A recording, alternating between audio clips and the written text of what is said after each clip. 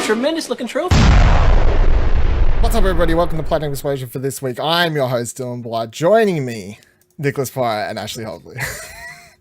Thank you for having me. I've had a wonderful E3 doing content with you guys. We are live from E3 bedrooms and sheds and... Where are you, Nick? Where are you at? Heaven. In my bedroom. In your bedroom. Oh, it's the first time we've done a video version or a live version of Platinum Explosion. So there's that. Yeah. That's a thing. That's exciting, everyone. So 64 episodes in. 64 episodes, and you can see our faces for the first time. Yeah, 64. 64 episodes. Never seen our faces before. Yep. Haven't seen any other content we've done. Or if you're listening to this on audio, you still haven't seen our faces. Yeah. Yeah. But if you want to, youtube.com/explosion network, I guess. Or twitch.tv/explosion network. Or explosionnetwork.com. Where our photos are on there. And we've been there for some time at least. So, okay.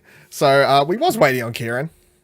Wasn't sure if he wanted to do today's episode, and I have a theory that he's just fallen asleep as he's left. Since it's the PlayStation conference finished up 30 minutes ago, and I think he's been absorbed into the game of Death Stranding, Jumanji style, or he went too long without Overwatch. Yeah. And now he's just gone forever. So yeah, if Kieran just jumps in halfway through the podcast, we're just going to act like nothing. It's just continue. Just weirder things have happened.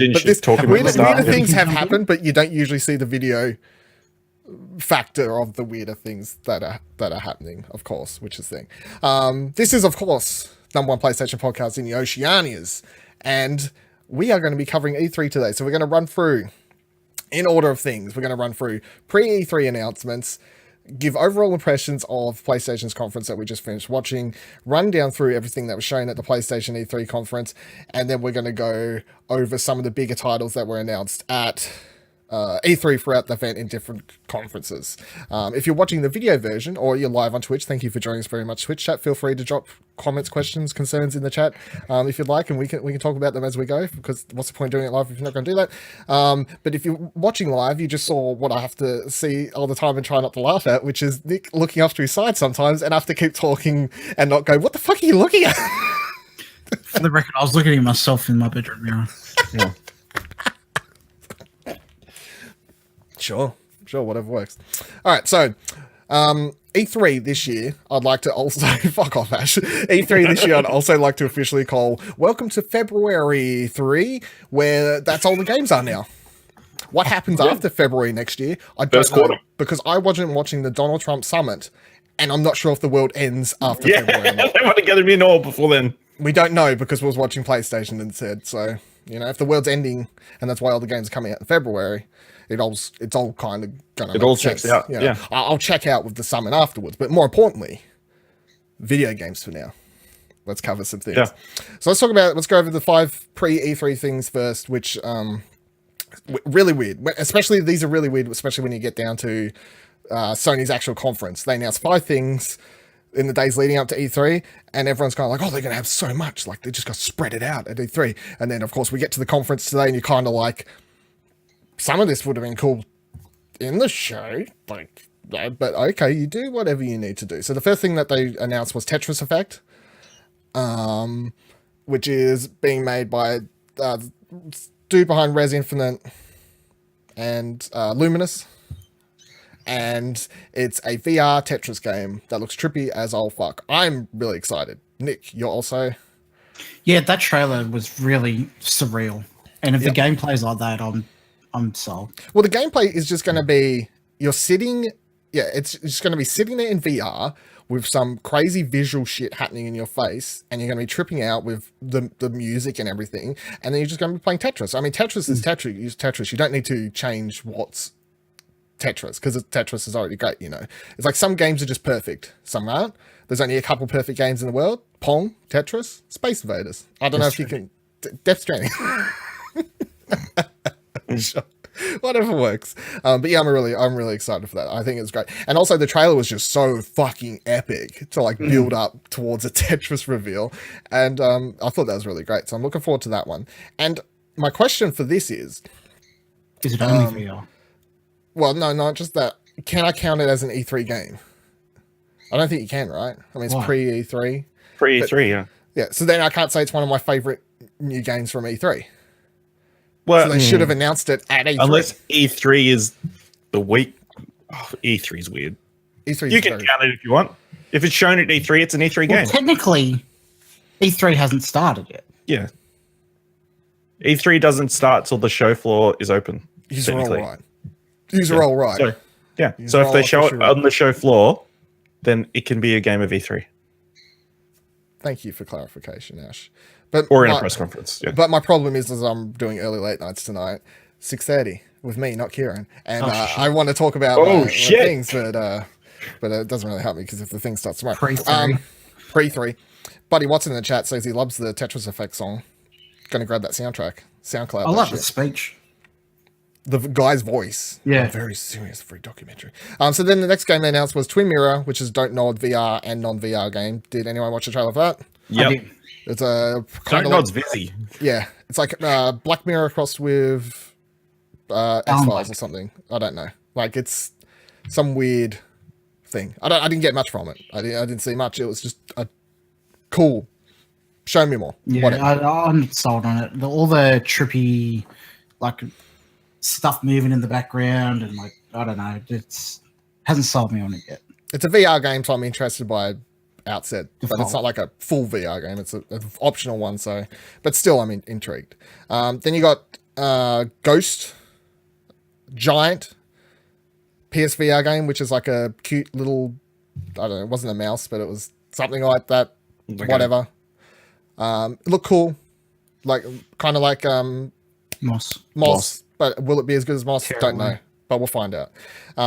Beat Saber was a weird announcement because I'm counting it as an official confirmation that's coming to PlayStation, even though the developer, when they were making the game, because it's already out on Steam and Oculus and whatever, they had it on their website as it was going to come to PSVR. So whether that was just them saying, hey, we want our game to come to PSVR, or it was...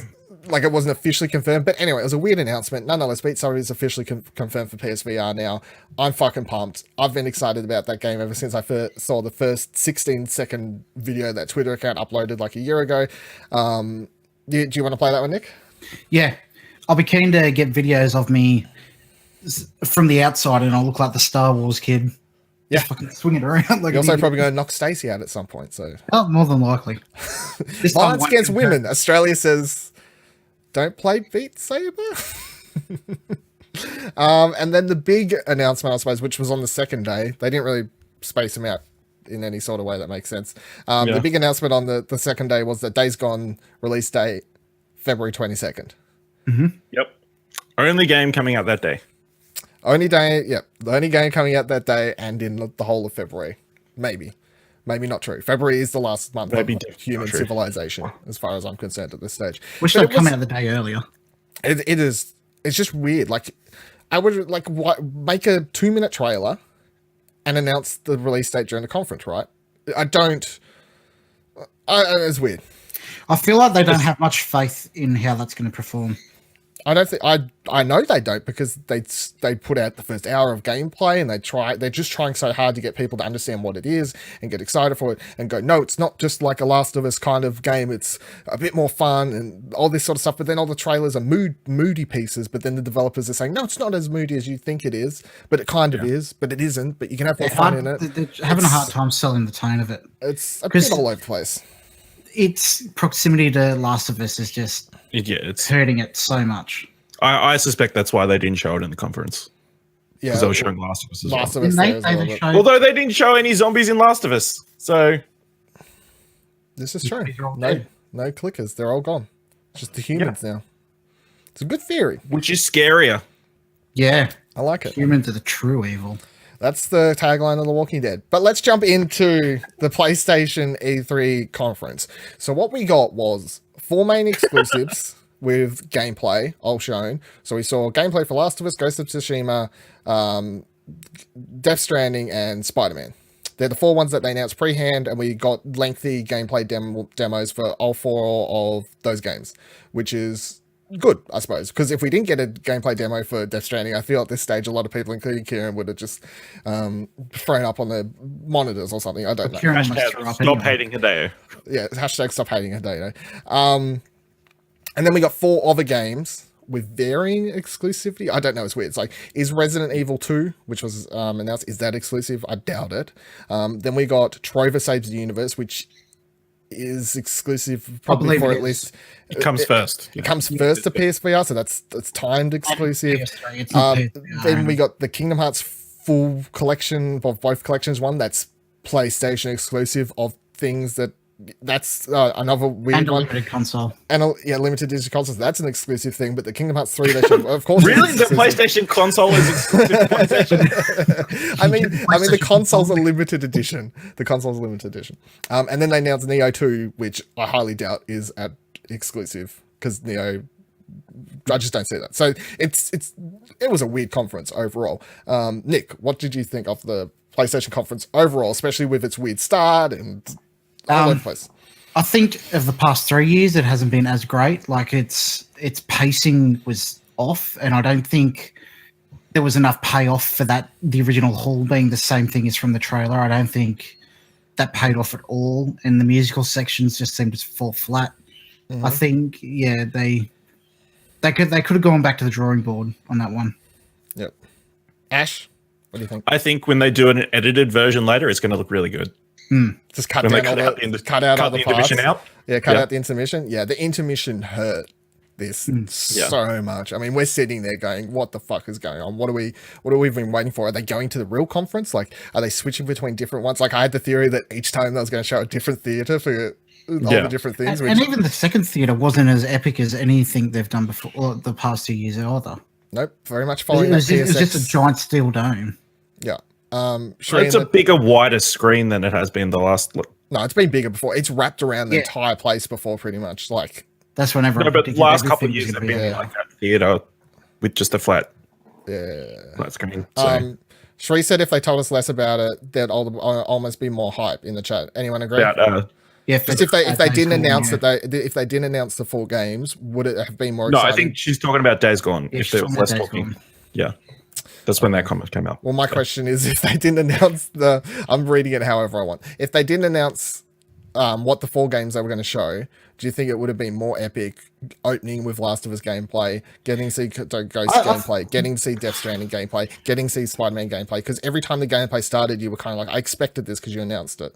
I personally going in not knowing anything. Like, I think that's just been a theme for E3 in general this year. Is like, you knew so much of going in. It killed a lot of the hype for me, and it's like it made me not want to watch many conferences this year either, because I knew what was going to come. Ash, I think if they hadn't of, we'd be complaining about something else. So we're complaining, why didn't you show this, and this? So. Can't win either way. Yeah, I have no problem with them announcing the 4 games ahead of time. I just feel like everything else mixed in with it is very weird.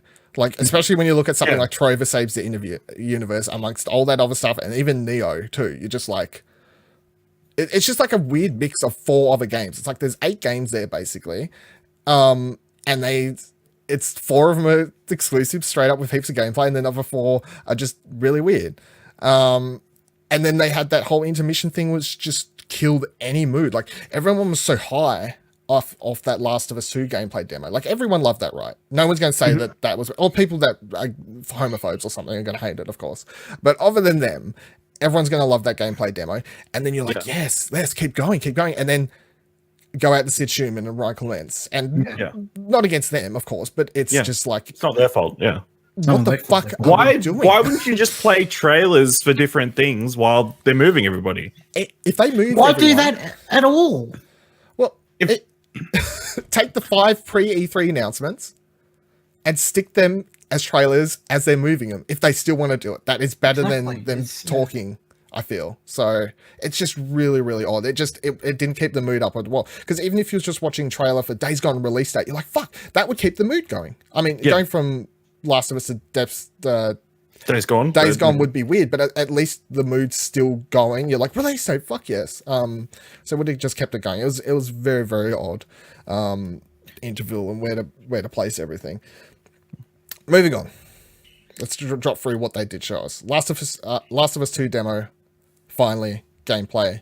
Game looks beautiful, looks amazing. Gameplay looks really cool. I don't understand, like, because there was no HUD or anything really happening for most of the games I was showing, so I don't really fully understand a lot of the mechanics, of course, but the counter system in that game, like, she seemed to be able to dodge a lot of stuff, and I don't know if that was just fluently happening for a lot of it, but either way, it looked beautiful. It looked great.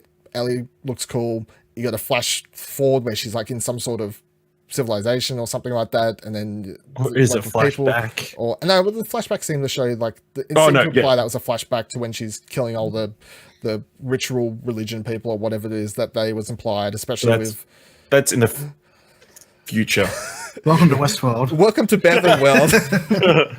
We're breaking down Westworld this week. So what everyone think of Westworld? What everyone think of Haven't tomorrow, seen it. Find out tomorrow when we talk about it. What everyone think about The Last of Us 2 demo? Nick? Yeah, loved it. Sold. Ash, what do you think? I wanted a window at least. Like, is it next year? Is it the year after? I reckon it could be next gen still. I think I'm not against the next gen. Yeah, even. yeah. My only thing to back this up, and I'll talk about it a bit later, was the whole, like, Bethesda basically talked about 2 next gen games about, so it's like, yeah. Well, Xbox confirmed they're working on the next one, haven't they? And they mentioned it. That's true. Pretty Xbox much, did yeah. mention that they were already in works on next Sony gen came consoles, out of course, so. a few weeks ago saying it won't be for at least 2 years yet or something. Well, if it isn't next gen, then it's just kind of like the first Last of Us, isn't it? It pops out at the end of the life cycle, and then you get a HD remastered version for the PS5, I guess. Which is or it's backwards compatible. I have no faith in that, Ash. Let's not. I have no faith Let's in just that. put the idea out there. Maybe Sony. Maybe Sony can use that idea. They better. So what do you think of Last of Us 2, Ash? It looks great. It looks very pretty. I think it's going to make us all cry. Yeah, probably. Yeah, No. It's very touching. I'll cry. Yeah, that girl's going to die, right? Her girlfriend, or 100%. partner, whatever, like flirtatious lover. Yep. They're going to fridge her. Okay. Okay. There was this stuff that was implying about Joel as well. I felt like at the start they were talking about your father and all this sort of stuff. Yeah.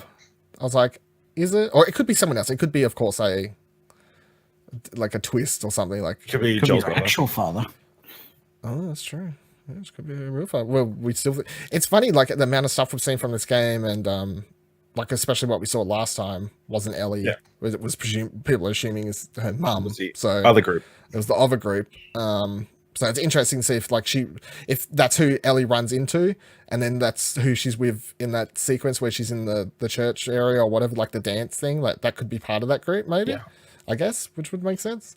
But yeah, Last of Us 2 looks great. I can't wait to personally just rewatch it again, like a bit, just pay more attention Without Kieran babbling over it. without people babbling and stuff. I mean, it's fun, but I want to watch it again on my TV on the big screen. Listen to what they're saying. Yeah. Listen in, pay more attention to, because that guy at the end was just mumbling junk as well. As he's like whatever he said about father, sacrifice of the daughter, Yeah. some stuff like that. I just want to pick up some more of those little details. Well, that's definitely who.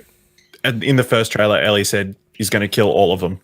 I all think of that those cult people. We cult presume people, we yeah. call them cult people, I Yeah. guess. Yeah. But yeah, no release date. I honestly wasn't expecting one, but it's still disappointing, so I understand that. Yeah. But yeah, I don't know. I mean, if they, depending on how far the game is along, they could have even stuck 2020 on it, and people would have just been like, "All right, well, at least I know. Like, at least I know not to try for it next year." But Sony, for the last 2 years, has been on this thing of we don't put any Announce numbers something. on anything until we're at least sure it's going to be in that year, and then at least it's going to be in that month, and then it's going to drop on the exact day that we announce it. They've been a lot better about the release date stuff ever since they announced like Last Guardian and stuff, and made sure that all actually dropped, I suppose. Next we moved on to Ghost of Tsushima gameplay demo again with barely any HUD, which I'm still like, there has to be HUDs in There's this gonna be game. HUD. It's just they're taking them off for the effect. And they leave enough HUD on so you know that it's gameplay, I guess, and not just cinematics of some sort. Really beautiful, really pretty. Doesn't look like anything else we've seen. Well, it kind of does, but it kind of doesn't. I mean, looks like Shadows died twice. yeah, we'll make the argument about Shadows Die Twice, but I think this looks a lot better, like but presentation wise, I mean, like visually, it looks better. And then I also think this is just more story focused than that game will be, and that game will just be like most From games, which is lore based, and the story is very pieced together by if you care about it, I feel.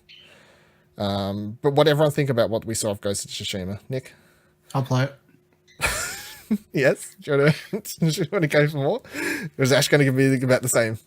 Well, Ash, what do you think of that? Yeah, it looks incredibly beautiful. That fight scene in the leaves. That looked like something out of a movie. Yeah, it looks like it's going to be great. I mean, and if it's open world, that it looks pretty huge. From that it has to be open world. Yeah. There's no way that was just like some sectioned off level. I mean, it's Sucker Punch. Well, it might be open world in the same vein that God of War is open world. Well, I mean, I think it's going to be a bit more narrative. It's Sucker Punch, though. Sucker Punch make open world games. Yeah, that's true. So that's what they do. Even Sly Cooper was open worldish and hub world stuff, and then they moved on. So take that. Yeah, I think it looks great. Once again, can't wait to rewatch it. Hopefully, someone puts up a 4K YouTube version of all these demos that I can watch on my TV. Because as pretty as it looked on the stream, I want a lot higher than about 720 or 480p or whatever was varying between would be highly appreciated. Resident Evil 2. I'm not the biggest Resident Evil fan, so as much as I'm like, oh, Leon, Claire, whatever, zombies, stuff, cool. Probably play it. I still haven't played the whatever Resident Evil, was it 7 or 8? 7 without the number. I still haven't played that yet, even though I should definitely get to it. But what do you think of Resident Evil, Nick? I'll be keen to play it actually, because I've always been interested in Resident Evil. It's just the controls have always turned me off. So I think this would be a good way for all the people that were interested in it to jump in and be able to play it, like experience it in a modern way, as opposed to the clunky way that they had before. Unless I just keep the clunky controls because they're like, oh, it's part of the charm, guys. Well, is it a ground up remake, or is it like I don't know. This is what we'll find out. Because there was no subtitle remake like the other Resident Evil remake. Over the next couple of days when E3 actually kicks off, and they have the Capcom and all the other places over on the IGN stage shows or the Twitch stage show, and they bring people on and they start asking them these questions, and we'll start getting news stories and we'll start getting answers to these questions. So that's what we get to look forward to. And this is what happens every E3 when they announce games and stuff. There's always questions and they always get answered in the interviews and stuff afterwards. So I feel like we'll have an answer to that question in the next day or so, I feel. Ash, Mr. Horror, you love horror stuff. You love Resident Evil? Oh, yeah, so much. No, I'm not going to play this. It was cool. It was a cool way to show it off with we thought it was some sort of VR game. Or whatever, yeah. Right, yeah, but no. But no. But no, Resident Evil 2. Yeah. I'm sure you'll love it. Yeah. Thank you. I appreciate you not being a downer. Just I'm sure we all look forward to that. Yeah. Then we got Trover Saves the Universe, which was the new game from Justin Roiland and his company, which is just doing a bunch of weird VR games. Was it called Team Squanch? Yeah, Squanch. I played the job? No. Accounting Simulator Plus. Yeah, Accounting Plus. Accounting Plus. Did you play that, Nick? I did. Yeah, that's great. It's about an hour or two. Couple hours if you want to grab the platinum, and it's a lot of fun. Play through it once blind, play through it again for the platinum using the guide. It's a lot of fun, a lot of laughs in it, but like I feel like a lot of these games are going to be, it's like they're not worth in quotation marks. It's like the price of even like Rick and Morty VR was like $50 or $40 or something like that, and all of these games don't have high replay value. They're all very much like they're funny the first time, but this one looks a lot different to those other two games because it looks like a platformer. Yeah, so this is looks like a third person platformer in VR, which is interesting, which is something different. I give it that. But if it's going to rely on the same thing that the rest of the games do, which is the jokes and the Justin Roiland humor and charm, or whatever you want to, if you want to call it charm, the Rick and Morty type stuff, then I just feel like its replay value is not going to be high. I'm still interested in it, of course. I think the most interesting thing though is that it is coming to PSVR first. Is what we got off it. Like it said PSVR first or PSVR timed exclusive or something. some sort of VR exclusivity to this. No, I think it's PlayStation 4 and VR first before it goes elsewhere. Oh, it goes elsewhere, yeah. So Sony's put some kind of money into their pockets a bit more, which I suppose is strengthening that late relationship that they had at PSX last year. Is that where they announced Accounting Plus and Rick and Morty was coming? I tried to purge PSX from my mind.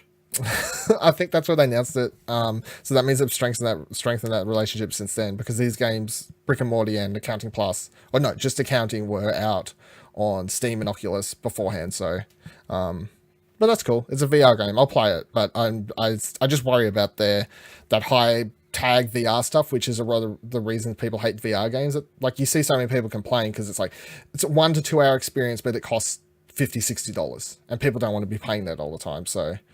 We'll find out. Kingdom Hearts 3 got a trailer. Starts with Pirates. Well, it's the third fucking trailer I've watched all E3 so far, which is great. Just give me another one at Nintendo tomorrow when he announces it's coming to Switch. Sure, dude. Why not? Just keep going. Yeah, why not? Might as well get the whole game to play. Just keep going with whatever you got to do. So Kingdom Hearts 3 is got another trailer. It combines some elements from the one we've seen before. It's like they started with this trailer at Xbox. They introduced another 20 seconds in the exact same trailer at the Square Enix conference. Video. That fucking shit show. Whatever. Don't want to talk about it. We don't want to talk about it. And then this one opens with Pirates of the Caribbean. I still don't think that's actually Johnny Depp in that, because he just has bad fucking. No, it can't be Johnny Depp. Look cool though. The character models look a lot better, of course, than Pirates. They look like versions from the PS2, the Kingdom Hearts 2, because it looked cool then when I was a kid. I guarantee if I go to play it now, it doesn't look anything like fucking Jack. Probably not, yeah. Probably not, because that's just how it works. But yeah, I mean, Kingdom Hearts, I haven't played a lot of the spin-off games that I need to, and I haven't had the time to run through the collection, which, side note, they did announce that the collection, both parts are coming in full to PS4. Hopefully that's like $60, I feel. Like, you can't charge the price of both put together and charge like $100. That's just not No. It's the package is the two collections and Kingdom Hearts 3 all in one. You sure? Yeah. Did you look it up afterwards? It said on the screen. It was that. I was confused because I saw 1, 2, and then full collection, and I was like, okay, so it's just both games. No, because they already put out 1 and 2 together. It's all 3 in one. Yeah. Okay. Well, I don't know why you'd buy that day 1 and be like, fuck, I better start from Kingdom Hearts 1. I'm sure there's somebody. Idiots. He's like, but sure, play them all. Yeah. But Kingdom Hearts, sure. It's more Kingdom Hearts. I've seen enough of it this weekend. I've seen enough of it since I was like 8 years old, you know, and was waiting for it to come out. I feel my whole life I've pretty much been waiting to play this game, and every year my hype level goes down and down and down. And then the last couple of years I've been showing trailers for it and saying it's coming, and my hype level has just been hovering because it knows not to get too excited. Because I basically bought a PS3 for this game and The Last Guardian. They're the two games that I was like, I'm buying a PS3. You look like an idiot. Along with however many other people. See, they got you to buy 2 more consoles than you wanted to. Shree said she reckons it was the best trailer. Anyone else think this trailer was great? Nick, it was making you want to play it a bit more. I'm not sure. Am I reading into that as the best Kingdom Hearts trailer or the best trailer overall? She reckons it would be the best of the 3. Is what it would be. Well, I haven't seen the other 2, so by it was the best of all 3. It was the best of the 3 It was Kingdom the best Hearts of the 3 trailers. Kingdom Hearts trailers. Yeah. You want to play it now, Nick? Maybe. I probably won't, but in an ideal world, I'd play it. Okay. Nick. Ash. Yeah, Kingdom Hearts. We've seen a lot of it. We saw more of Kairi and the other guy. Roxas. I can't remember. Riku. That's Organization 13. Who actually plays it for that stuff is not the Disney stuff. I was into it when I was into it. Yeah. Like, I would sit online and read like Kingdom Hearts website, like forum websites, and I'd sit around all day just reading fan theories and stuff. Yeah. When I was someone needs to put together a documentary of the first all the games so I can understand what the plot is going in. Kingdom Hearts. Read Alexa Ray Corona's book. Yeah, but that won't cover everything. No, it doesn't. But it kind of it helps, and it makes you feel better about it because her. No, I need an official one from the team behind the game. That shit ain't happening. IGN will hopefully put out like a 20-minute, half-hour video before the game drops. Like everything you need to know about Kingdom Hearts in 2 days. And even then, you still would not understand anything. Even then, you will still not. Yeah, I mean, the Organization 13 and all that sort of stuff is just. I mean, it's all over the place. You can kind of ignore it to a point and just be like, fun Disney stuff. They showed Aqua in the first. Yeah, they showed Aqua in the first trailer, Aqua. which is she's from Apparently, a big the deal in the spin-offs, yeah. yeah. So she's from the PSP game, which everyone just assumed was a spin-off, but it's that plot from that game is basically integral to Kingdom Hearts 3. Like you need to know that plot. So Square Enix gives zero fucks about casuals. Basically, they're like, you ever play older Kingdom Hearts games, or you fuck off. Yes, we've got Disney characters, but this isn't for kids. Like, it is ridiculous. But yeah, I mean, it was a cool trailer. Whatever. Yeah. I'll hopefully 22nd of January. I want to get hyped for it, but I just struggle to get hyped for it. And yeah, another game right at the start of next year. Got pushed out of 2018 though. Last time I got excited about the idea of putting money down on this game, it got pushed about 18 years. So, well, if that increases interest, and then you'll overpay the game. I feel like I should just never talk about putting my money towards it. And then we moved on to Death Stranding gameplay, actual gameplay, not a short film for the lack of better terms, as we like to say. If they, Ash, do you like the short films? Because I know me and Nick. Yeah, do. they're cool. Yeah, because me and Nick have talked. We quite enjoy the previous short films that they've dropped for Death Stranding. You are massive into Westworld, so that makes sense. Do you like it as in stuff. They're just cool to watch, or do you like it as in like diving in, getting? No, I don't dive in. They just look visually cool. They're visually interesting, and it's fun to go on Reddit afterwards and read all the. It's like I've always said that it's all part of the metagame. Kojima does this. Yeah, I was reading about the theories and yeah. This looks like an awesome walking simulator. Yeah. All right. Here's my thing. Journey 2. Let's get real. Yeah. Nothing about the Death Stranding gameplay looked exciting. Nope. Let's just put that out on the table. Everything about everything on those short films looked way more interesting than anything we're seeing here in this gameplay. He walks and he carries stuff, confirmed. And what are you doing? What is the objective? What is your moment-to-moment gameplay of them walking? Yeah. Nick, how do you feel after seeing this? Would you prefer a short trailer or a short film thing? No, because they're going to come out. There's going to be fucking details in there to pick out and stuff like that. Yeah, they probably will be. Does it make you more hyped or less hyped, considering it was just a bunch of walking and weird, and it dragged on forever too? Like there was just it was very long, too much. 8 minutes apparently. I was like, I'm sure a lot of the scenery looks really pretty, and the draw distance is great, and it looks very beautiful, and all this sort of stuff. Character models look cool. Yes, great. I recognized an actress straight out because it looks exactly like her. Game's very beautiful. Whatever. But boring. My concern is how much of it is it going to be walking? Fucking all of it. It appears. No, he cut out all the action parts. I mean, I understand they're being walking across the landscape, but how much of it is just going to be like literally walking with nothing in between? No fast travel. Not even fast travel, but like, I don't know, just walking with. I don't know. I haven't seen enough to make a judgment. It reminds me of the Metal Gear Solid 5 trailer where they just did a lot of horse riding. And he was like, what are you doing? Like, it's just a bunch of stuff on horses. And they would show the whole stuff where you could hang off the side of the horse and go into stealth mode and all this sort of stuff. But it showed barely any gameplay at all. It was just like horse wandering around. I'm like, the problem is that it looks good in trailers. Cool. But when you're actually got the controller in hand, nobody plays it like they show it in trailers. You mean like everybody's just going to be running? Yeah, exactly. Do you mean like swooping cinematic type draw out stuff? I mean, I do sometimes if a game's really pretty. You'll stop for a moment and like do slow pans. You never stop and do slow pans in like God of War or anything like that? Yeah. Red Dead is the perfect game to do it, but you just... No, fuck Red Dead. I don't care about Red Dead. Let's not talk about Red Dead. Red Dead wasn't easy. Not talking about Red Dead. Yeah. Do you care about... Do you get more excited for Death Stranding, Ash, or what? I'm indifferent. Fair enough. I'm happy that you're happy. At least we're not hating Hideo. Thank you. No, yeah. We don't hate Hideo. To be honest, I'm upset there was no Hideo. He was there. He was there. I saw him walk past the camera. Yeah, Ash saw him. Doesn't count. Yep. He's going to be at the YouTube show or something probably. Yep. I don't He's know. locked in to talk about it, I think, our Thursday. Yep. So. Him and Jeff will be up there smooching or whatever they do. Swapping tentacles. Smoking cigarettes. I don't know. Neo 2 is the next announcement. I don't care. This is the most honestly confusing trailer because they've got their own game and they had to have known in advance that the From Software one is going to be there. Well, they could have, yes. It's not out of the realm of possibility that they knew. Well, if it's coming to PS4, they know the existence of it. Mm-hmm. So, like, I don't understand why they would put this in there when it was arguably the least interesting. I mean, Neo was pretty popular, I guess.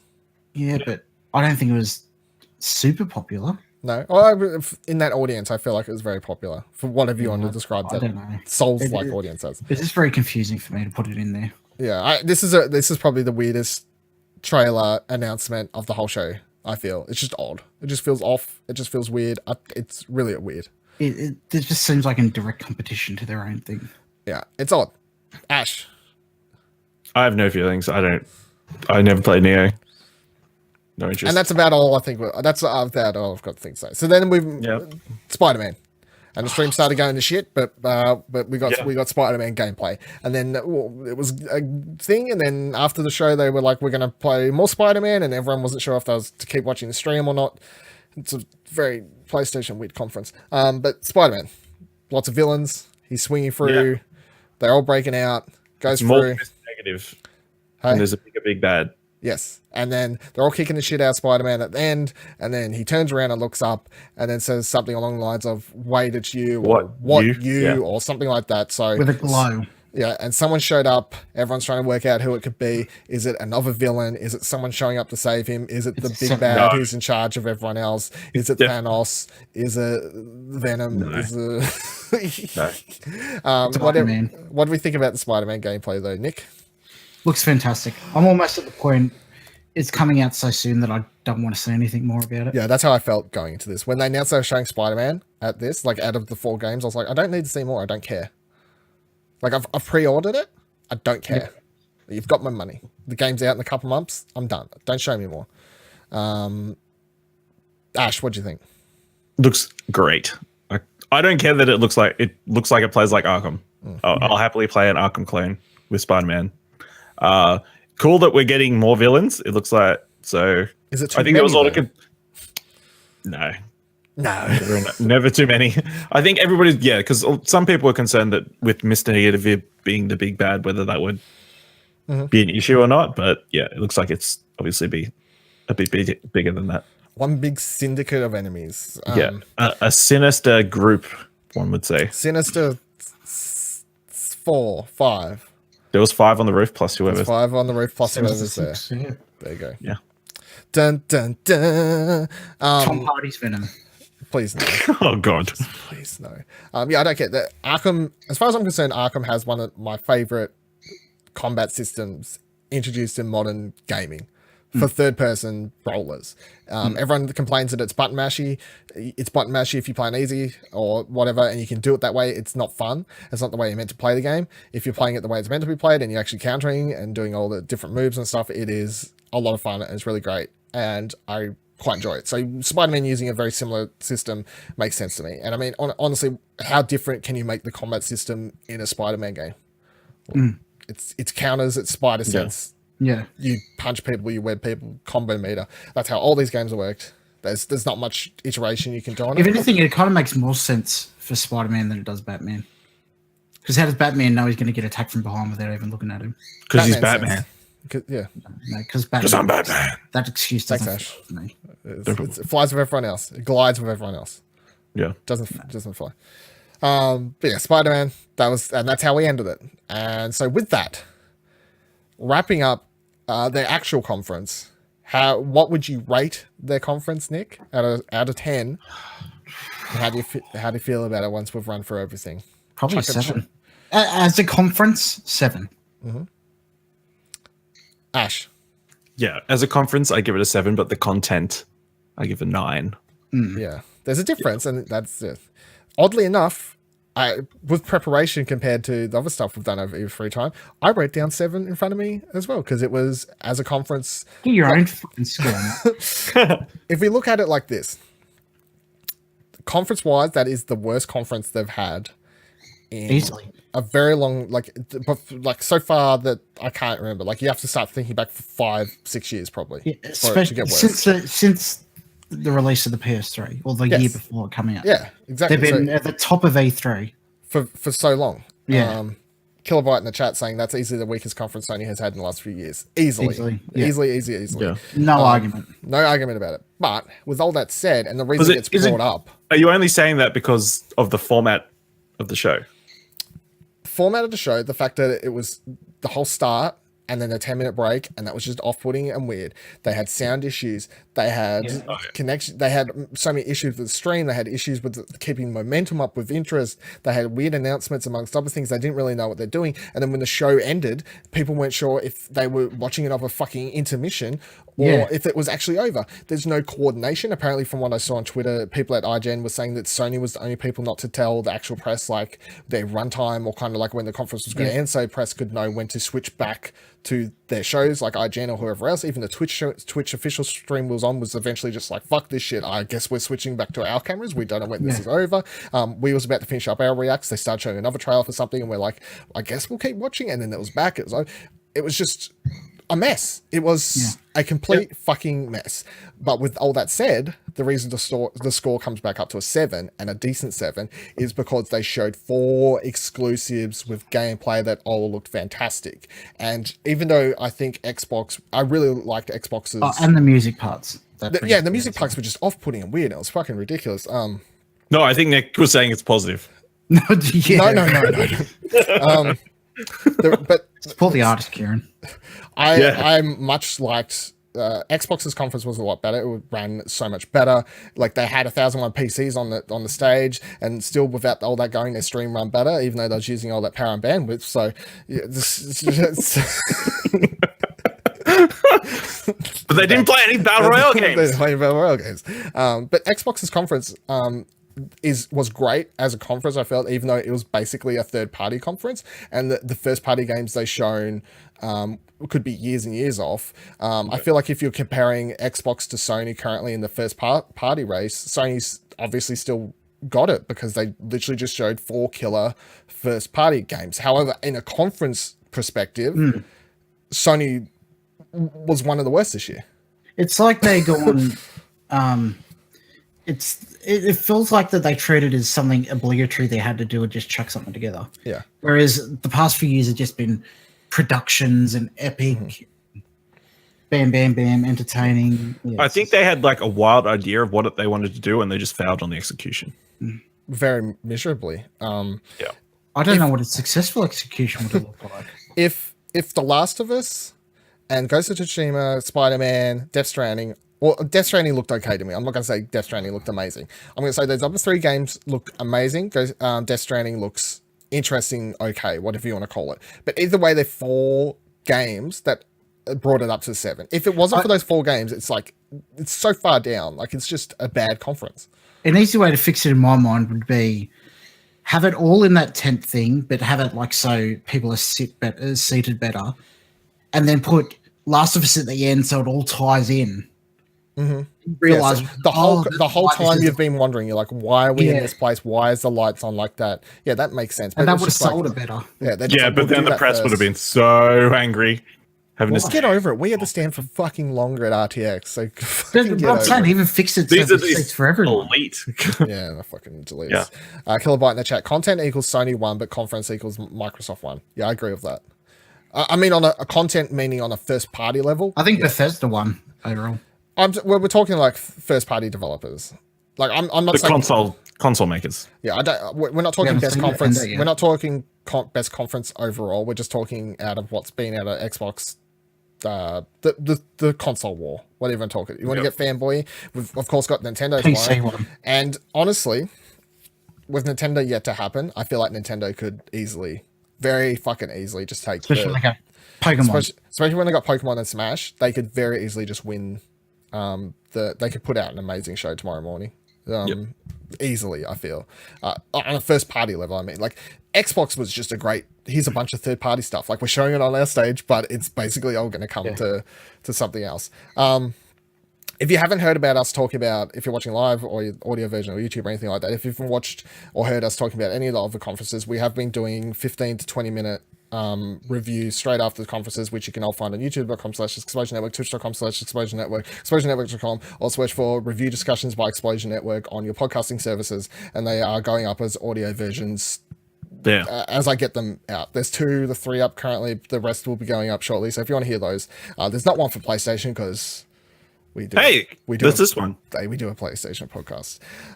So let's run through some of the other games quickly announced because Nick hasn't been on, of course, and we've talked. We don't know any of his opinions. We don't know many of his opinions about anything. What else you got to say?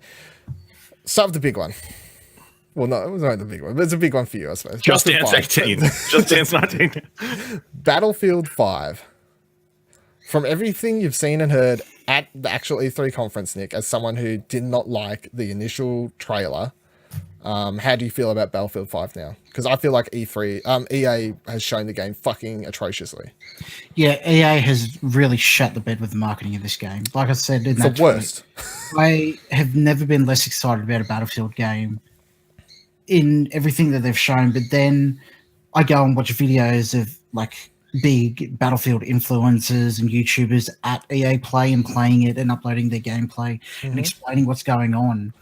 It's got me more hyped again. It's just, I don't know what they're thinking with this marketing because they've done such a good job, especially with Battlefield 1, even though it's a World War I setting. Like they hyped it up amazingly. The White Stripes song with the trailer and it all tying in. It's just, I have no idea. It's befuddling. That's what I was saying yesterday, that most of the information that I was finding out about Battlefield 5 wasn't from EA. It was from someone at EA Play, which is, I mean, it's nothing if you're finding out information from a YouTuber. That's fine. Like that happens a lot of time. But the fact that is, if you went to find where they got it from, it's not in a press release. It's not something. It's not from a show that you missed. It is literally just they get it from the. It was odd. They're fucking up. Even disregarding that point, it's just even the trailers are just bad. It's the one they showed historically accurate. And the ones they built it up at EA. They're like, hey, we're gonna have Battlefield 5 at Microsoft tomorrow.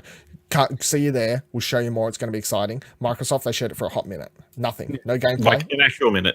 Yeah, it was basically a minute. It was nothing. It was fucking disgraceful. Division 2, how do you feel about that, Nick? It looks like just more Division. Don't care?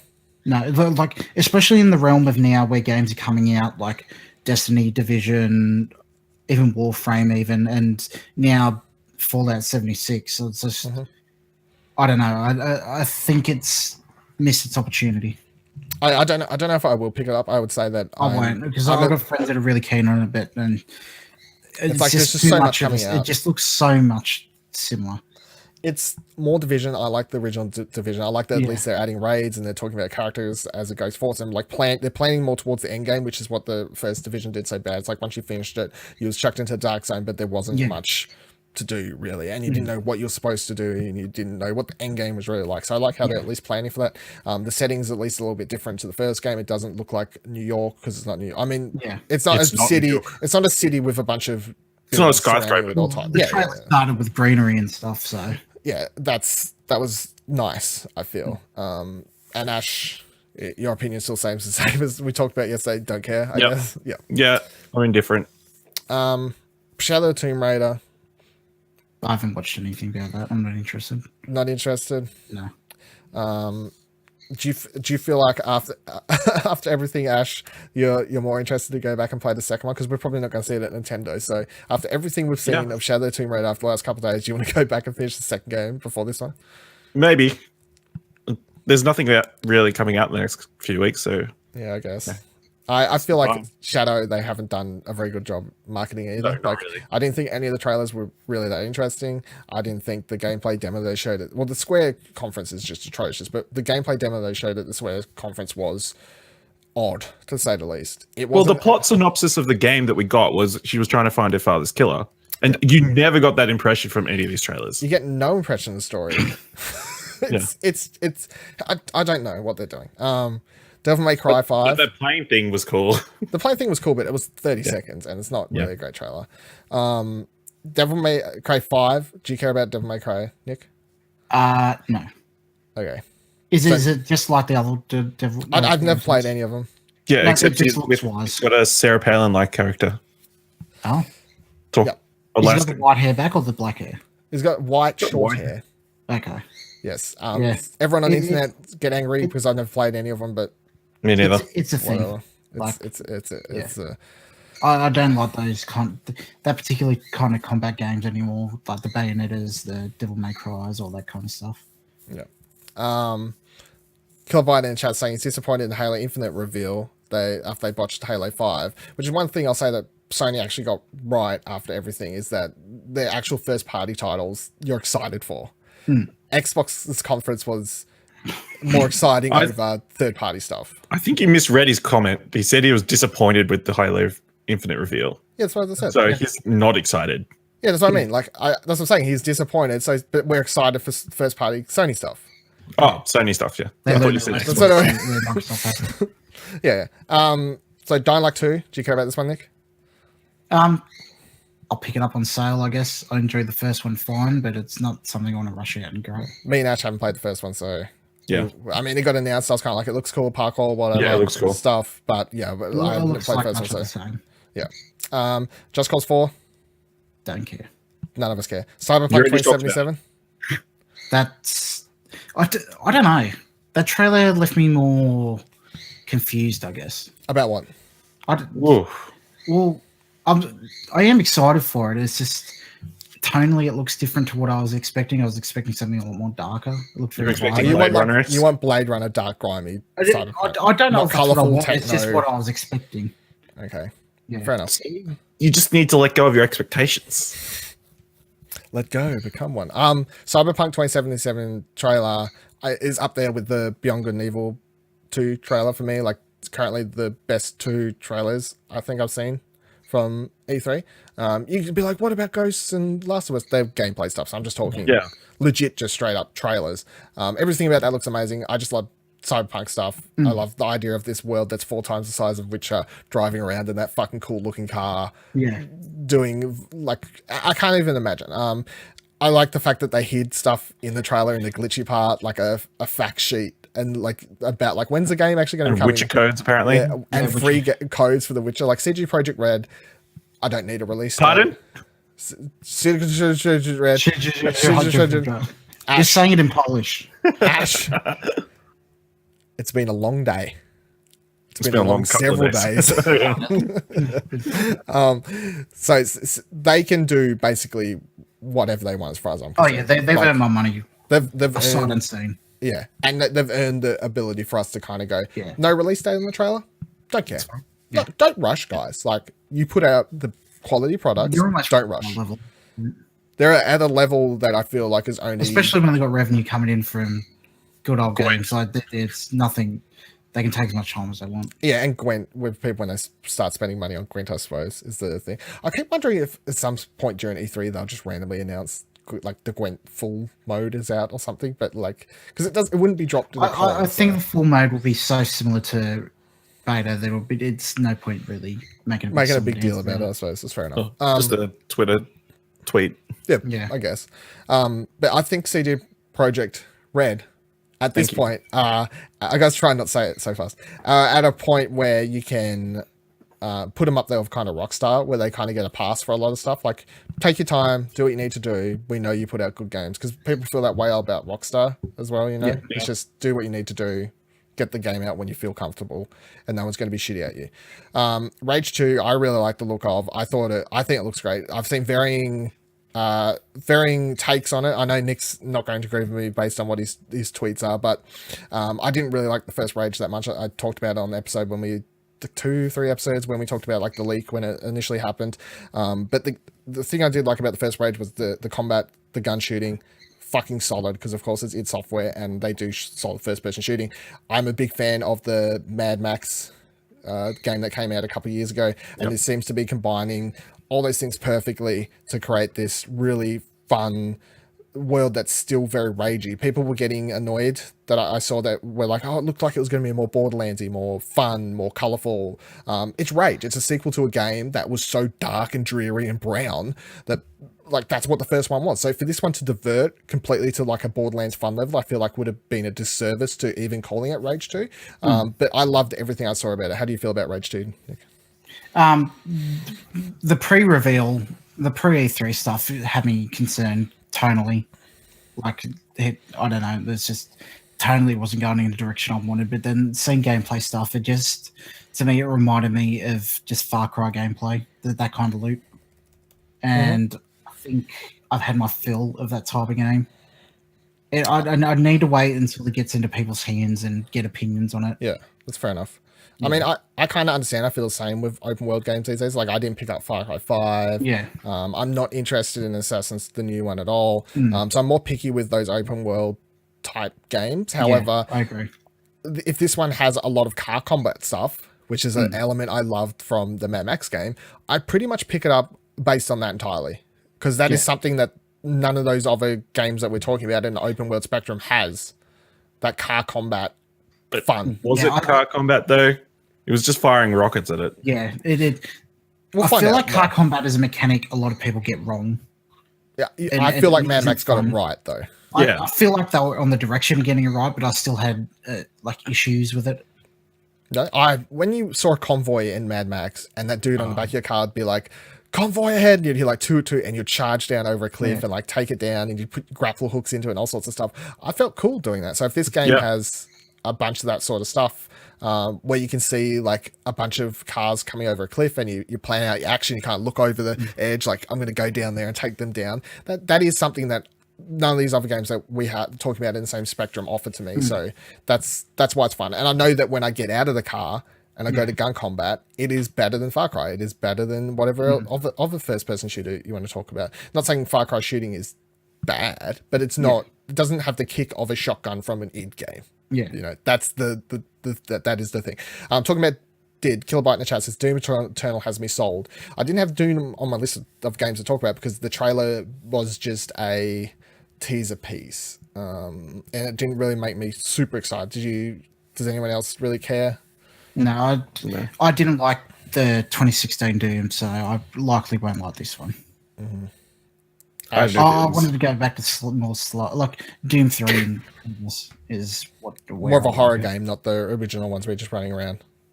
Slipstream shooters where you glide around shooting, kind of, I guess. I didn't particularly like the first one either.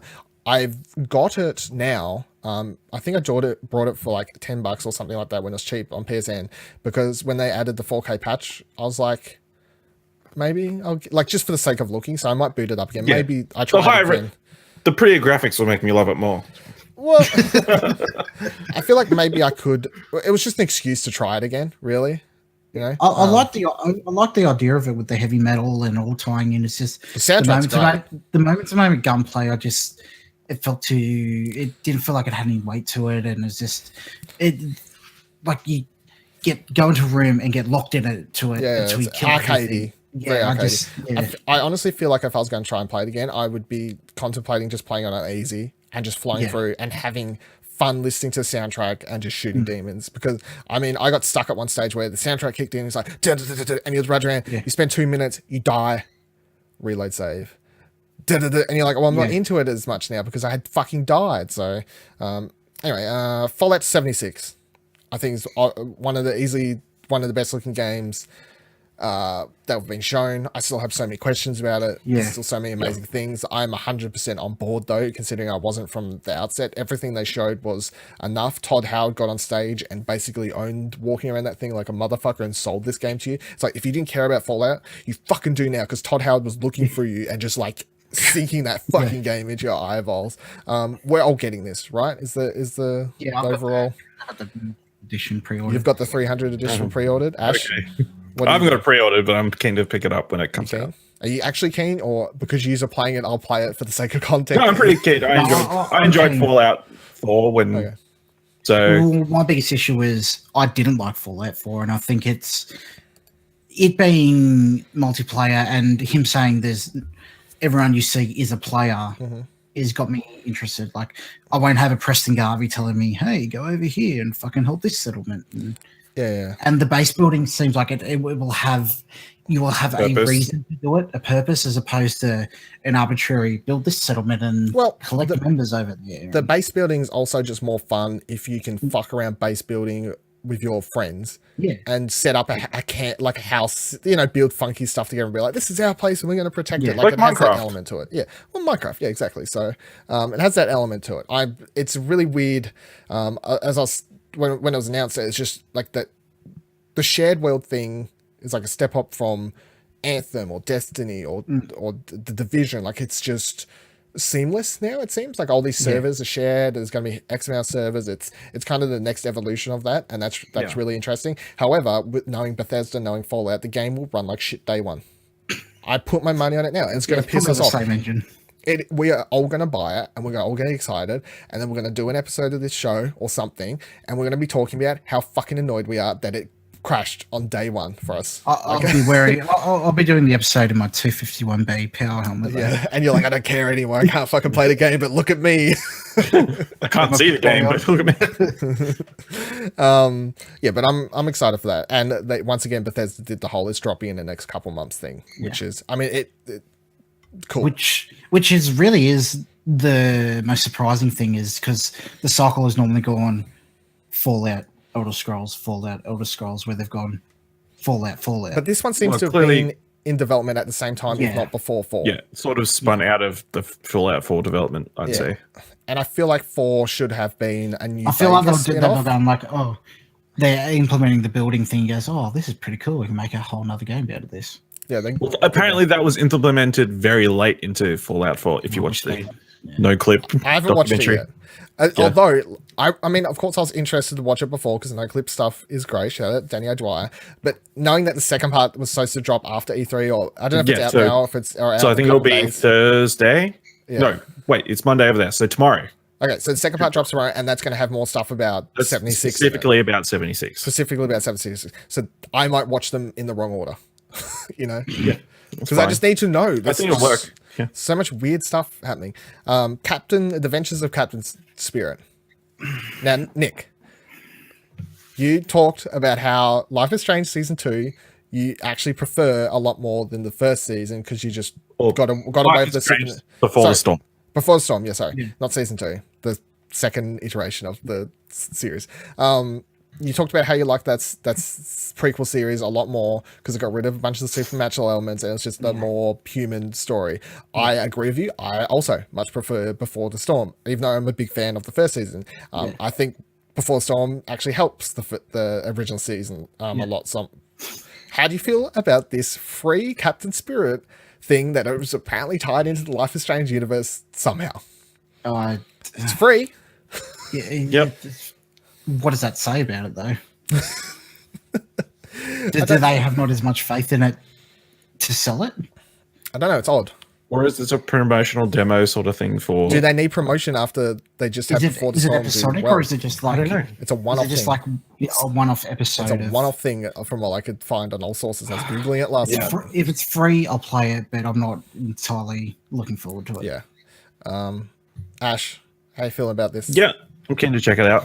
It'll be interesting to see how they implement more superpower type stuff into it. Like, it looks like he's got like telekinesis or something because he blew up that snowman. Then turned on the TV. Like the whole Life is Strange universe is like there's fucking superpowers everywhere. They said they're actually an X-Men and stuff or something. Yeah, it's actually an X-Men series. Yeah, well, I don't know. I just like I had the same feeling going into Before the Storm. Like they're just milking it, I guess. Which I still can't shake that. They didn't. Granted, they didn't, but I just still feel like they're trying to get as much out of it as they can. Fair enough. I'll hold. I don't know how they're trying to get as much out of it as they can when they're giving it away for free. I guess. Yeah. Shree just said in the chat, I read somewhere about it bridging the gap between the games. So I presume season 1 and 2 of Life is Strange. I don't understand how this game about a kid that's probably only an hour and it takes place solely in the house and in his imagination is going to bridge the gap between those two games. Do we need to bridge the gap because we don't know what season 2 is? Yeah, and what ending of season 1 is canon if it's going to continue the story, you know? Like, apparently it will affect Life is Strange too. So the choices you make will alter your game. Well, here's what I'm going to say. Every time Telltale's done this, and those games cost money, I'm talking about 400 Days and whatever those other ones were in between seasons of Walking Dead, they cost money. Michonne, they were shit. That's all I'm going to say. This is free at least. Did they actually alter anything? 400 Days altered season 2. Who's making it? Is it Dotnod? It's Dotnod. They didn't make it before. Yeah, but I'm calling it Dotnod from now on. The Vampire developers. You've been playing Vampire the last couple of days. Yeah. I saw you play it last night or whenever it was yesterday afternoon, and you're like Dotnod. Yeah, Dotnod. All right, moving on. Beyond Good and Evil 2. I freaked out. It's my one freak out moment at E3, my big what the fuck amazing moment of E3, which, to be honest, I expect at least one of these somewhere every E3. I'm on that side of the story. I don't think I hope one this year, to be honest. It's disappointing if you don't.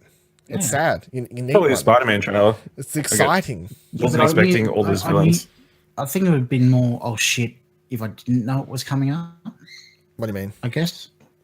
Well, it just, like, if I knew Spider-Man is going to be shown, so I was half expecting it. I wasn't hit with it, I guess. Yeah. That's the same as, like, so I only get my big what the fuck moments if they, like, I remember when they announced the Final Fantasy VII remake, I was sitting at my PC watching it, and I was like, the music kicked in, and I was doing the whole, like, fuck no, they're not doing it, fuck, like, that was, along with however many other people, that was my big what the fuck moment.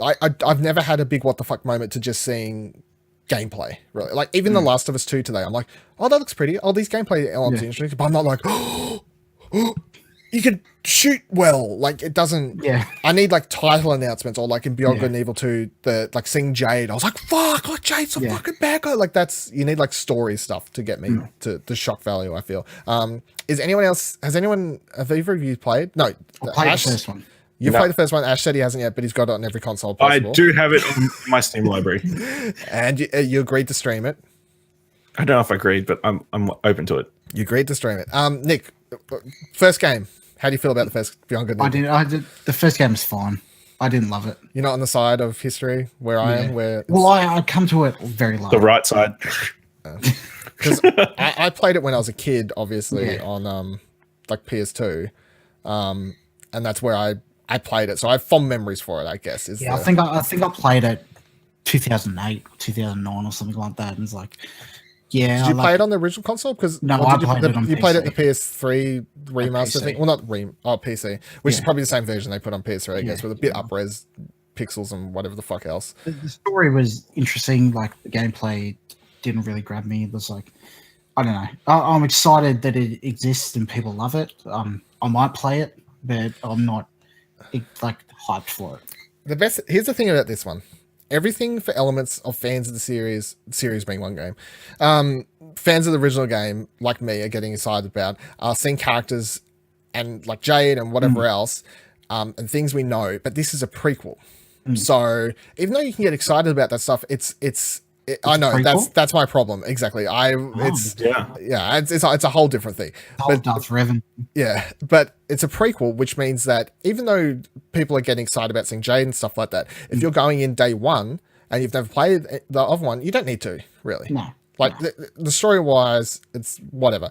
Also, the game is going to be nothing like the first one. The first one was a third person action adventure stealth photography game. It was very much like. It was very much the games of the Jacks and the... Yeah, but the combat wasn't... No, it wasn't. There was a lot less combat. Yeah, I agree. And this one is a shared world, possibly co-op experience. We don't really know. You have a ship, you can jump out of the ship whenever you want. Apparently, customize stuff. You'll get to play your own character avatar, and apparently, like all the characters like Jade and whoever else are going to be like part of the story, and they'll be in it. But you're not playing as any of those characters. You are your own character in this world, and they're talking about this whole Space Monkey program to make sure everyone can get characters into it, art, music. It's an interesting project to say the I'm a lot least. more excited after this trailer than I was the first one. There's that moment where they show like jumping out of the ship, fighting a bunch of people on top of a blimp or a ship or something. I can't remember what it was. And you see the city, sprawling landscape in the background. And I've watched a bunch of the streams they do where they show alpha footage as well. And the game looks like nothing else. So I'm excited on the level that it doesn't look like anything else that I've got coming up in the next X amount of years. But I'm also excited as a fan of the original game. And as much as this makes me want to kind of go back and replay the first one just for fun, I don't feel like that's honestly something you need to do to get into this, because it's not necessary at all. It's completely different genre, completely different game. I think also that if you have that big of a gap between games, between numbered games or whatever, you can't have it so directly linked to alienating. It's still interesting they have two on it. They're not just like call it the Space Monkey program for the game.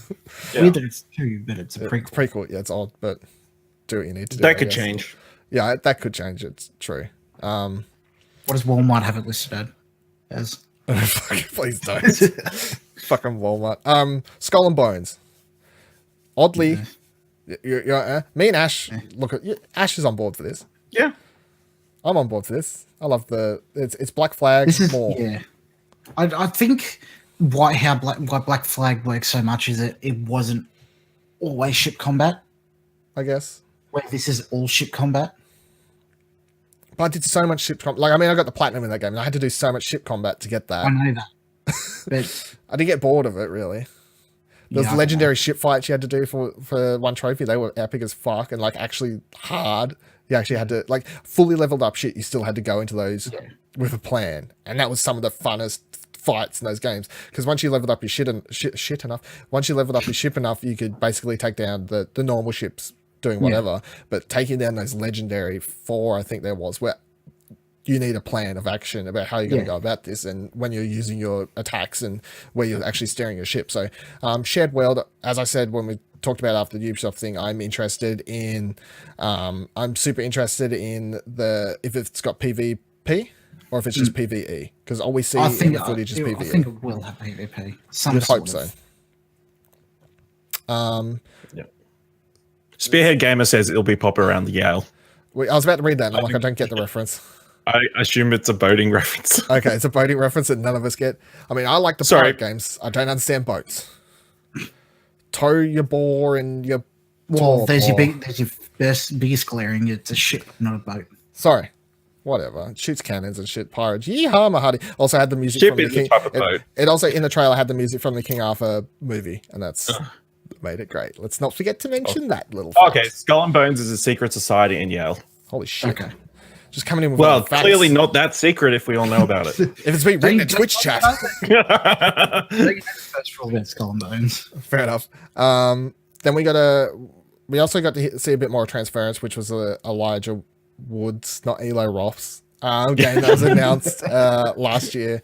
They didn't actually show legit gameplay of it. They showed a bit of a teaser, some idea, like a theme piece at least this year, because last year it was just it was weird. It shot through a bunch of shots. It was like, here's Elijah Wood talking to you, TV crackle, blah blah blah. They showed in this one, they talked about how you're going to go into someone's mind or whatever, and it's like a father talking to his son after putting like a VR headset on top of him, and then they show him like walking around and seeing what looks like a figure of his father chasing him and all sorts of stuff. So it's a VR first person kind of horror game, which we've seen heaps of course, but none of them are actually great, which is the thing. Like, you can say, oh, there's heaps of those games in VR already. None of them are great.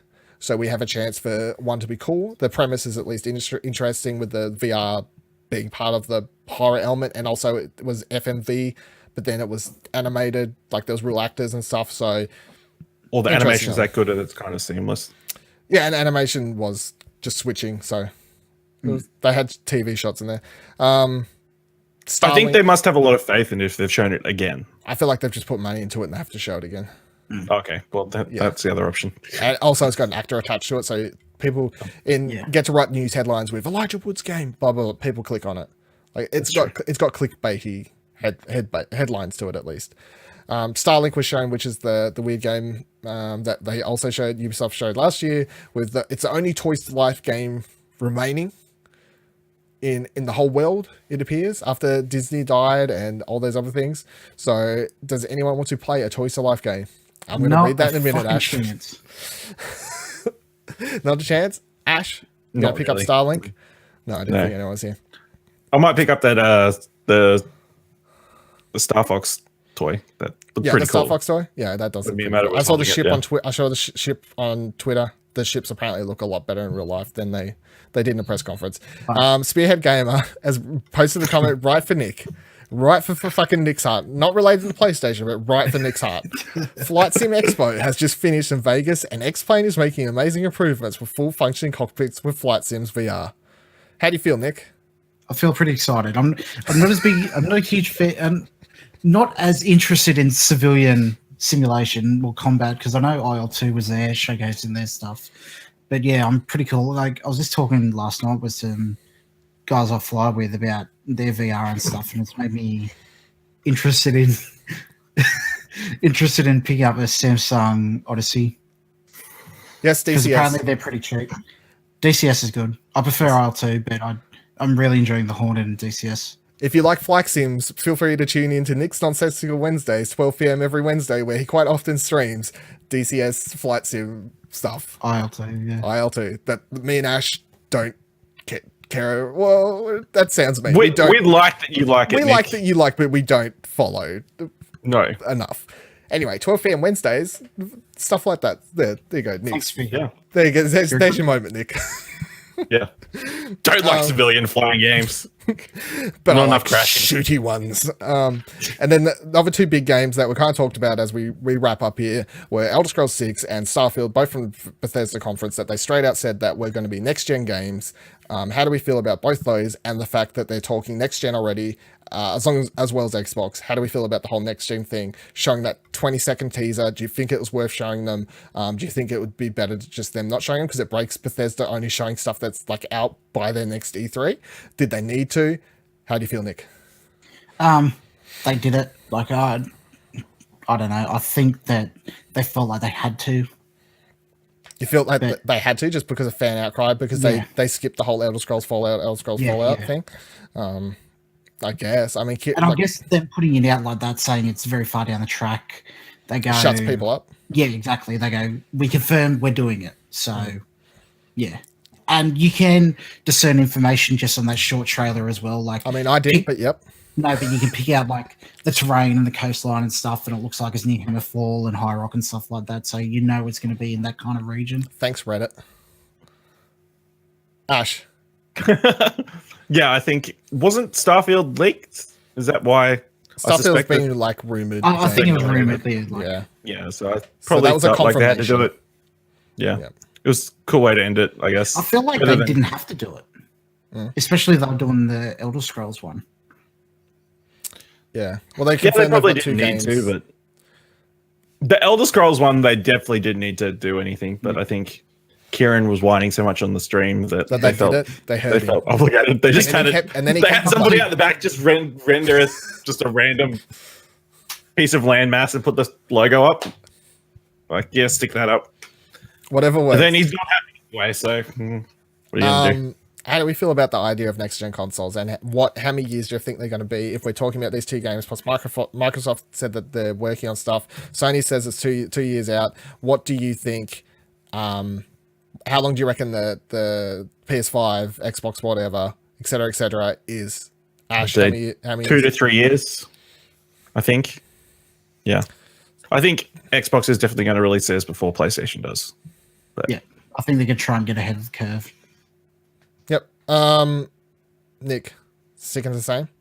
It is what it is. It's just the cycle, I guess. It's going to happen sometime. People get angry when people talk about next-gen consoles. My biggest interest to be is how much better are these consoles going to be that we already have? I know there's Yeah. been advancements in computing technology and stuff, but like, are we going to get that big jump from like PS2 to PS3? PS3 Never to happen PS4? again. Exactly. We'll never get that big jump again. Be I more feel- similar to PS3 to PS4. Yeah. And PS4 to PS4 Pro, and then PS4 Pro to PS5. Yeah. It was a big. You could notice it. You will be able to notice it, but I just don't think it's going to be as big a jump to be necessary, I guess. But if they can just make small improvements like loading times that just drop rapidly and that sort of stuff, then Better Probably worth networking it. cards and stuff like that in the Yeah. consoles. Oh, That that'd be goes a beautiful. long way if my PS4 can download stuff faster. quieter fans. Quieter fans. That's another good one. Good one. So yeah, I think there's enough stuff like the ability to change your names as part of the PS5. The biggest thing that I want to see is backwards compatibility. I don't want to have to start a library again from scratch. Yeah. I agree. I'm getting sick of that. It's becoming a joke. And with the way Xbox is going, especially with the way they're doing backwards Yeah. compatibility, it's like Sony, I feel like Sony does. I just have to make sure that the PS5 can do at least PS4. Yeah. Like, I'm not going to ask for PS3, PS2, Even if PS1. it doesn't read the PS4 discs, if it can play the digital games. If we get the PS5, like, I remember saying this about PS4, but I was like, okay. But if we get the PS5 and it doesn't play, like, if there isn't some ability to play your PS4 games digitally, This will be honestly that'll be warrant whether I pick it up day one or if I wait. Because Yeah. in between PS3 PS4 time, I didn't have a gaming PC, but now I've got that. It's just yeah. I won't feel the need to pick it up straight away if they don't do it. Yeah, it's once again that thing, like you said, when you went so many years without a PC, Yeah. and then when you picked up your PC, whenever that was last year, mid-year, or It was August. Yeah. August, yeah. And then when you got your PC, you said you signed into a Steam account, and Yeah. I got 500 and something games there. everything's there. Yeah. Yeah. I'll play again. So, and it's like all these games that we've got for PS Plus, etc., brought. It is just annoying. Like hundreds at this point, I would have Yeah. PS4. And there's really no excuse for it. They kind of saved it with the PS4 release because most of the big PS3 releases they Yeah. ported, I guess. Yeah, a they lot of the ported games it you out, wanted. and the whole radically different bit architecture. Yeah, all and that this kind of time they don't have an excuse because they're not going with that whole weird difference. So Spearhead Gamer says Sony said that they won't have a new console out for a couple of years at Complex in China. AMD is probably going to remain as chip supply. I would agree on the AMD part. I think that's like a deal that they've probably got into quite some time now. Sheree said there's not as much incentive to upgrade without noticeable difference. It depends what Yeah. you've got, I guess. The biggest incentive is when they start releasing games for it that you can't get on PS4.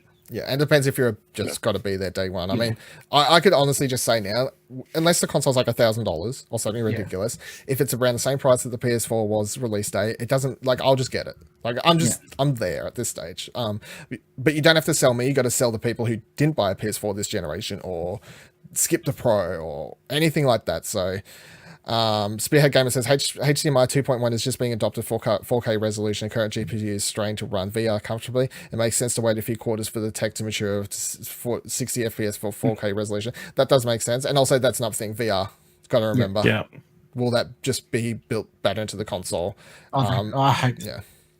And yeah, it's like we got the Xbox X, which does 4K currently the best. Pro varies if you can get 60 frames per second or 30 or locked 30 or whatever you're getting. It just varies game to game. But yeah, if we're going to get the PS5, it has to be 4K, every game 60, no less. Like none of this 30 shit. Every game 60, 4K. And if it doesn't do that, I'm open to the module of two PS5 variations, both are 4K, but there's a higher model that does the 60 FPS. I'm open to that being an option. Nonetheless, let's wrap up shows. That was E3 2018 for all that really matters towards Platinum Explosion, really, because Nintendo's not going to have anything to announce tomorrow. Although there could be some stuff announced throughout the actual event of E3 that we could talk about next week. But as far as their conference goes, a bit of a weird disappointment. It's going to be really interesting when we go over our predictions to see how well they fucking went. Not good, I'd great. imagine. Not great. Where was Medieval? Fucking hell. Yeah.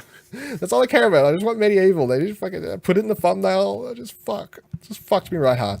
Don't forget, you can follow this show, Platinum Explosion, on Twitter at Plat Podcast. You can follow the Explosion Network on Twitter at ExplosionPod. Head on over to explosionnetwork.com for all the great other shows, articles, interesting other podcasts, links to stuff, many podcasts, Twitch streams, all those sorts of things. You're currently watching live if you're on Twitch at twitch.tv/Explosion Network. If you're not on Twitch, you're on YouTube or audio, youtube.com/Explosion Network, or the audio version on podcast and all other podcasting services. Come on over to Twitch. We stream games, sometimes flight sims, sometimes PlayStation games. It varies. You know, there's a little bit of fluctuation of what's played on this channel. It's a variety stream channel. We do react streams here too. Spearhead was here before. That's how he jumped in. Shout out. Ash, where can people follow you? You can follow me on Twitter at Ashley Hobley, ASHLEYHOBLEY. It's a thing. Nick, where can people follow you? You're going to give you real Twitter live on Twitch? Oh, I guess so. Explosion Network. You can follow me on Twitter at Lord Empire, PRIOR, and you can always chat to me in our Discord too. Yes, Discord. When you try and give your real Twitter, you give the wrong one. Yeah, it's a bit until it's live, and he's like, "What is my real Twitter? I don't even know what my real Twitter is." Thanks for the bits, Spearhead Gamer. Thanks for saying it's a great show. It deserves to get bigger. I agree, it deserves to get bigger too. That would be quite handy and dandy. So tell all your friends. Tell all your friends. We're just going to end off the audio and YouTube version here. So thank you for joining us. Until next week, Plat, Mail Games, be cold and platinum. Hey, Ashley here to let you know what you need to know about the Explosion Network in June 2018. Pleasure Explosion is coming to an end on Thursday, the 21st of June. The Explosion Network's original podcast will play that signature guitar riff one more time as we retire the show at episode 69. Nice! If you have any favorite moments or questions or even random topics, it's Pleasure Explosion after all. Throw random shit. Tweet them at ExplosionPod with the hashtag Pleasure69. Or email us at pleasure@explosionnetwork.com. June means E3, so make sure to check out explosionnetwork.com for all our E3 coverage and react. Tales of Theldon's whole first season is now available to binge listen to.